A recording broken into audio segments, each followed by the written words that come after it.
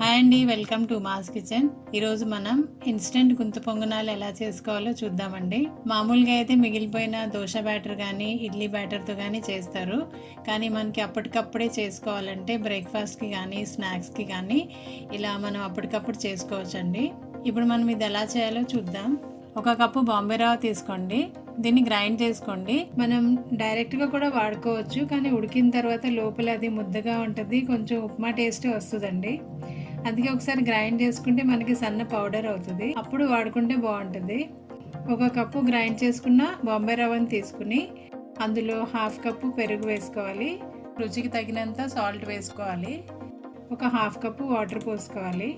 ఒకసారి అంతా బాగా కలుపుకుని ఒక 15 మినిట్స్ మూత పెట్టుకోవాలి. తర్వాత మనం దీన్ని తాలింపు పెడదామండి. ముందుగా స్టవ్ వెలిగించుకుని ఒక పాన్ పెట్టుకుని అందులో ఒక టేబుల్ స్పూన్ వరకు ఆయిల్ వేసుకోవాలి. అందులో ఒక హాఫ్ స్పూన్ ఆవాలు, హాఫ్ స్పూన్ జీలకర్ర, ఒక ఉల్లిపాయ, 2 పచ్చిమిర్చి కట్ చేసుకుని వేసుకుని కొద్దిగా ఫ్రై చేయాలి. కొంచెం కరివేపాకు కూడా వేసుకోండి.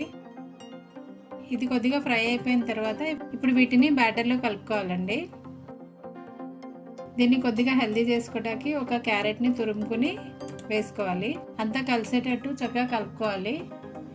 కొద్దిగా వాటర్ పోసుకోండి, కొద్దిగా గట్టిగా ఉంది. మనకి ఇది ఇడ్లీ బ్యాటర్ లాగా ఉంటే సరిపోతుందండి కన్సిస్టెన్సీ. ఒక హాఫ్ స్పూన్ బేకింగ్ సోడా వేసుకోవాలి. వేసుకుని ఒకసారి చక్కగా మిక్స్ చేసుకోండి. చూడండి, కన్సిస్టెన్సీ సరిపోతుందండి.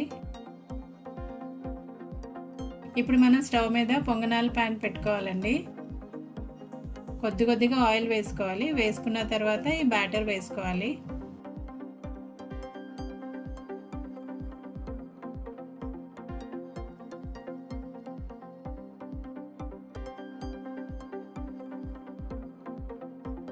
తర్వాత మూత పెట్టుకోవాలండి. మూత పెట్టుకుని ఒక 2 నిమిషాలు ఉడికిన తర్వాత ఒకసారి అన్నీ టర్న్ చేసుకున్నాక మళ్ళీ మూత పెట్టుకుని ఒక 2 మినిట్స్ ఉడకనివ్వాలండి.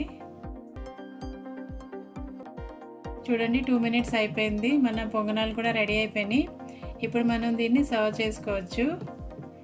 దీన్ని ఫలీ చట్నీతో అయినా లేకపోతే అల్లం చట్నీ, టొమాటో చట్నీ దేంతో అయినా తినొచ్చండి, చాలా బాగుంటాయి. మీరు కూడా తప్పకుండా ట్రై చేసి చూడండి.